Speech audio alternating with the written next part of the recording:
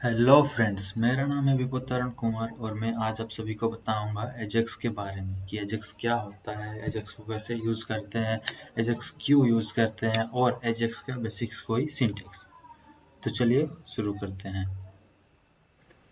तो मैंने एक वर्ड फाइल बनाया है जहां पे मैं आप सभी को दिखाऊंगा कि एजेक्स क्या है, एजेक्स को कैसे यूज़ करते हैं, क्यों यूज़ करते हैं और एजेक्स का सिंटेक्स।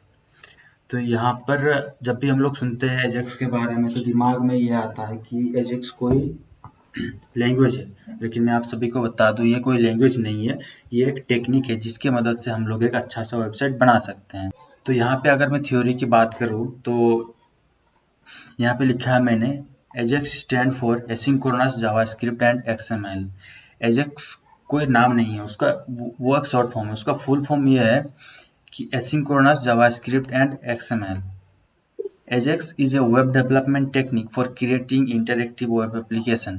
मैंने आप सभी को बोला कि ये कोई लैंग्वेज नहीं है, ये एक टेक्निक है जिसकी मदद से हम लोग एक अच्छा सा इंटरैक्टिव वेब एप्लीकेशन बना सकते हैं। Ajax is about loading data in the background and display it on the web page without reloading the whole page।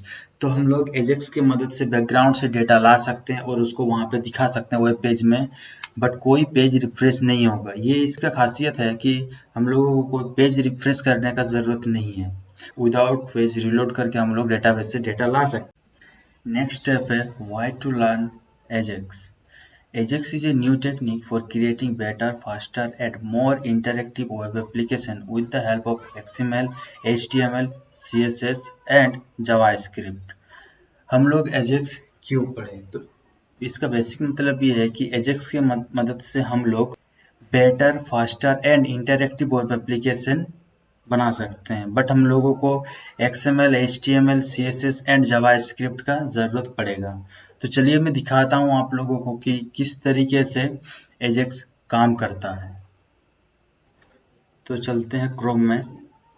तो ये मेरा फेसबुक का वेब पेज है। यहाँ पे मैं दिखाऊंगा कि एजेक्स कैसे काम करता है। आप लोग यहाँ पे देखना, यहाँ पर ये रेड जो सर्कल बना हुआ है, यहाँ पर मैं क्या कर रहा हूँ, यहाँ पे इसको लाइक कर देता हूँ। तो आप देख रहे हैं यहाँ पे ये ना रिलोड नहीं हुआ। फिर से मैं इसको अनलाइक कर देता हूँ, ये रिलोड नहीं हुआ। तो इस तरीके से ये काम करता है। और एक चीज़ मैं बता दूँ आपको कि सपोज अगर हम लोग यहाँ पे देखते हैं, यहाँ पे अगर मैं लिखता हूँ WEB, ये देखिए, तो जैसे मैं यहाँ पे लिखा तो यहाँ पे आ गया वेब डेवलपर, ये सब, ये सर। तो जैसे यहाँ से सर्च कर रहे हैं, क्या हो रहा है, ये बैकग्राउंड में इस डेटा को जाके वेब डेटाबेस में सर्च कर रहा है कि इस नाम का कुछ चीज़ है कि नहीं। अगर रहता है तो उसको लाके यहाँ पे वो लोग दिखा रहे हैं। तो इसी तरीके से एजेक्स काम करता है। तो नेक्स्ट स्टेप में जाते हैं हम लोग। मैं यहाँ पर यूज़ कर रहा हूँ jQuery का एजेक्स सिंटेक्स। jQuery में हम लोग एजेक्स की मदद से डेटा लाएंगे। अगर आप लोगों को jQuery के बारे में पता है तो अच्छा है, अगर नहीं पता तो मैं अपने आने वाले वीडियोस में jQuery के बारे में डिस्कस करूँगा। तो एजेक्स को लिखने के लिए हम लोगों को सबसे पहले लिखना पड़ता है $.ajax। ये डिनोट करता है कि आप लोग एजेक्स को स्टार्ट कर रहे हैं। फिर लिखना पड़ता है कर्ली ब्रेसेस, ठीक है। कर्ली ब्रेसेस के यहाँ पे ओपन एंड क्लोज करना पड़ता है यहाँ से। तो आप लोग यहाँ पे देख पाएंगे कि ये curly braces open and close हुआ है। उसके अंदर आप लोगों को लिखना है टाइप, मतलब जो डेटा हम लोग सेंड करने हैं वो किस टाइप का होगा, पोस्ट का होगा, गेट का होगा या पुट का होगा, या जो कुछ भी यहाँ पे जिस तरीके से आप लोग डेटा को इंसर्ट करना चाहते हैं या फिर डेटा को लाना चाहते हैं, तो फिर उसके लिए यहाँ पे ये लिखना पड़ता है। उसके बाद आता है URL, मतलब आप कौन से URL से डेटा को लाना चाह रहे हैं या फिर डेटा इंसर्ट करना चाहते हैं, तो उसके लिए आपको यहाँ पे वो URL लिखना पड़ेगा। फिर आता है डेटा, मतलब आप जो डेटा लेके जाने वाले हैं उस पेज में, तो उसके लिए आपको लिखना पड़ेगा डेटा, और उसके अंदर कर्ली ब्रैकेट के अंदर आपको जो डेटा लेके जाना है वो डेटा लिखना है। और अगर एक चीज़ मैं बता दूं आपको, अगर आप फॉर्म यूज़ करते हैं तो फिर यहाँ पे इस तरीके का लिखने का ज़रूरत नहीं है। आप लोग डायरेक्टली उस फॉर्म का डेटा को यहाँ से लेके जा सकते हैं। ऐसे ऐसे कोई ज़रूरत नहीं कि आप लोगों को जेसन के फॉर्मेट में ही लेके जाना पड़ेगा। आप लोग डायरेक्टली फॉर्म को सबमिट करवा सकते हैं। फिर आता है कंटेंट टाइप, आपका जो डेटा है वो आप लोग किस तरीके से लेके जाना चाह रहे हैं वहाँ पर। तो मैं जेसन से लेके जा रहा हूँ, इसलिए मैं यहाँ पे जेसन लिखा है मैंने। फिर आता है डेटा टाइप, जेसन है इसलिए यहाँ पे जेसन लिखा। अदरवाइज आप इसको अगर नहीं भी लिखते हैं तो भी कोई प्रॉब्लम नहीं होगा।